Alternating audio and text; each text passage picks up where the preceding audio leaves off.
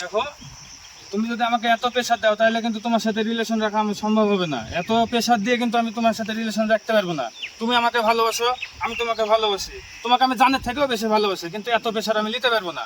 এইভাবে অতএব আমাকে এইভাবে প্রেশার তুমি দিও না। না, এভাবে প্রেশার দিও না তুমি। দেখলাম।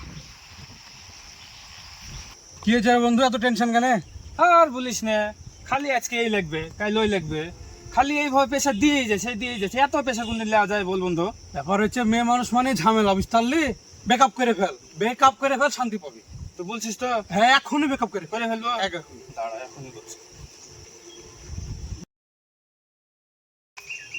হ্যালো, হ্যাঁ শোনো, তোমার সাথে আমি সম্পর্ক রাখবো না, আজ থেকে ব্রেকআপ।